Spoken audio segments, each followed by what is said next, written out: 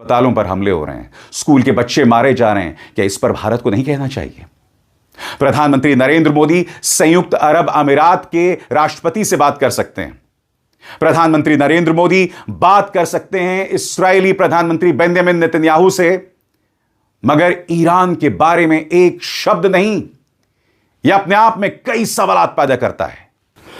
सबसे पहले वो अहम सवाल, चाइना ईरान की किस तरह मदद कर रहा है? गौर फरमाएं। हथियार और मिसाइल डील। रिपोर्ट्स के मुताबिक चीन ईरान को CM-302 जैसी सुपरसोनिक एंटी शिप मिसाइल की डील तेज कर रहा है ताकि ईरान अमेरिका नौसेना को निशाना बना सके। साथ ही बैलिस्टिक और सतह से सतह यानी सरफेस टू सरफेस मिसाइल क्षमता दोबारा खड़ी करने में भी तकनीकी मदद की बात कही जा रही है। दोस्तों, आपकी स्क्रीन पर यह है CM-302 anti ship missile system. मगर यहां पर एक पेचीदगी है। यह खबर कहीं और से नहीं बल्कि चाइनीज मीडिया की तरफ से आई थी कि यह डील दोनों के बीच में होने वाली है। मगर आपके स्क्रीन पर यह हैं चीन की विदेश मंत्रालय की प्रवक्ता माओ निंग। माओ निंग ने इस डील को सिरे से खारिज कर दिया है। मगर आपको समझना पड़ेगा कि चाइना ऐसा क्यों कह रहा है, क्योंकि चाइना दुनिया में यह संदेश नहीं देना चाहता कि इस वक्त जंग चल रही है और वो इस जंग में एक पक्ष की मदद कर रहा है। चाइनीज फॉरेन मिनिस्ट्री की प्रवक्ता ने क्या कहा आपके स्क्रीन पर?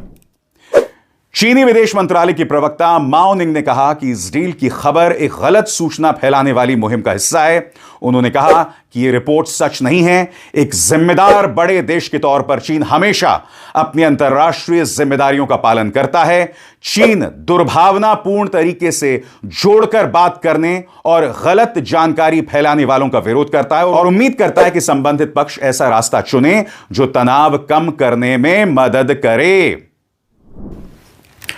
तो यह बात तो हो गई CM-302 एंटी शिप मिसाइल की। अब मैं आपके सामने पेश कर रहा हूं दोस्तों HQ-9B, जो कि लंबी दूरी के एयर डिफेंस सिस्टम और रडार देने में मदद करता है। और चाइना और ईरान के बीच किस तरह का सहयोग हो रहा है, इस पर गौर फरमाया जाए।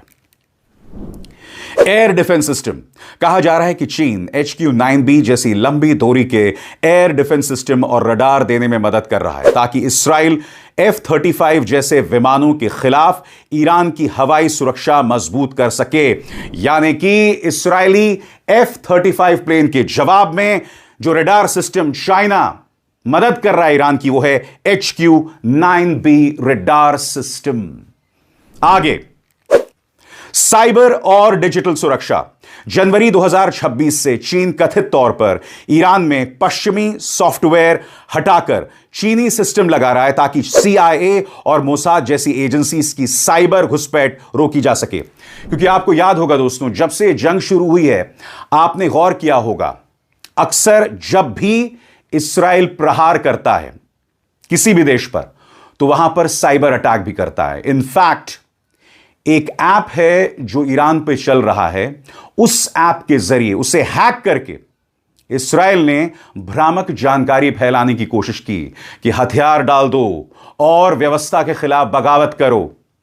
मगर इसके अलावा इस्राइल बहुत ज्यादा नहीं कर सका है। क्यों? क्योंकि चाइना ने पूरे इंटेलिजेंस सिस्टम को रिप्लेस कर दिया है, साइबर सिस्टम को रिप्लेस कर दिया है, अमेरिकन सिस्टम की जगह चाइनीज सिस्टम लागू कर दिया है।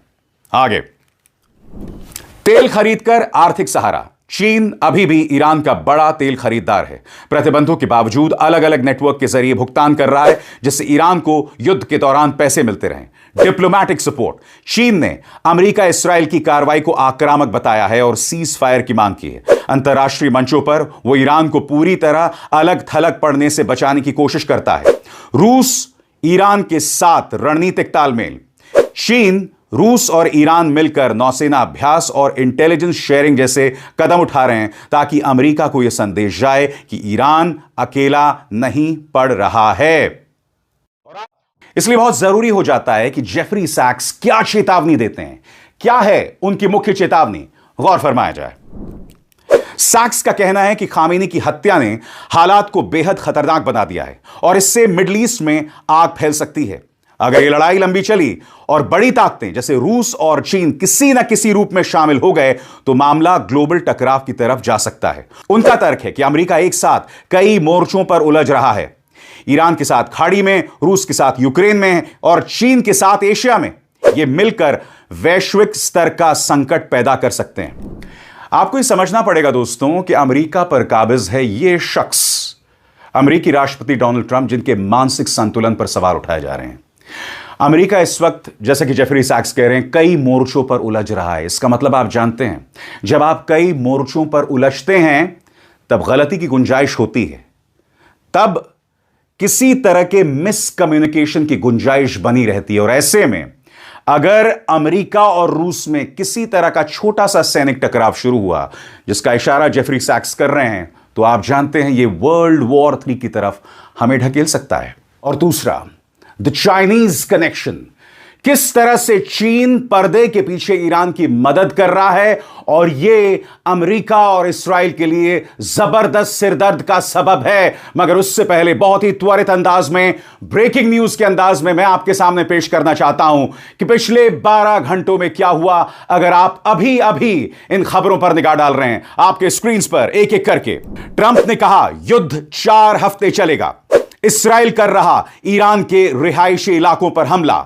स्कूल से लेकर ईरानी स्टेट टेलीविजन पर हो रहे हमले, ईरान का दावा अमेरिकी सैनिक ठिकाने उसके निशाने पर, बोले ईरानी नेता हम लंबे युद्ध के लिए तैयार हैं।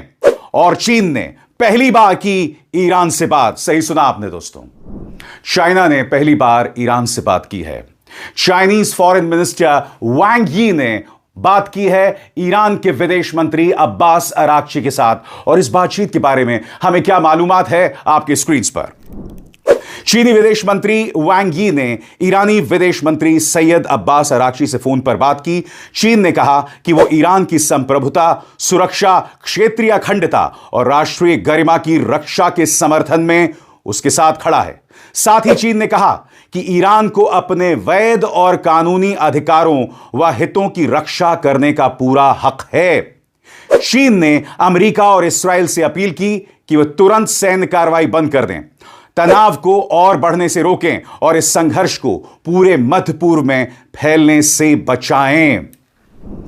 इंतजार कीजिएगा दोस्तों, पर्दे के पीछे चाइना ईरान की किस तरह से मदद कर रहा है, किस तरह की हथियार डील्स दोनों के बीच हो रहे हैं, उस पर किस कदर रहस्य का पर्दा है, वो तमाम चीजें मैं आपके सामने लाने वाला हूं।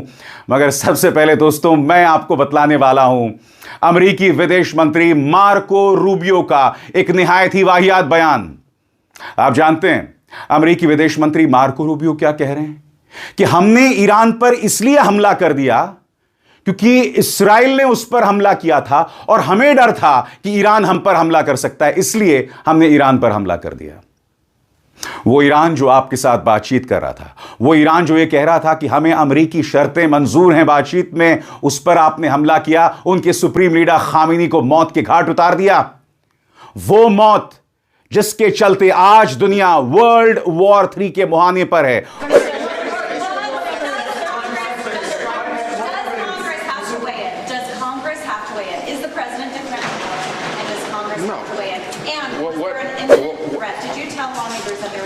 There absolutely was an imminent threat, and the imminent threat was that we knew that if Iran was attacked, and we believed they would be attacked, that they would immediately come after us.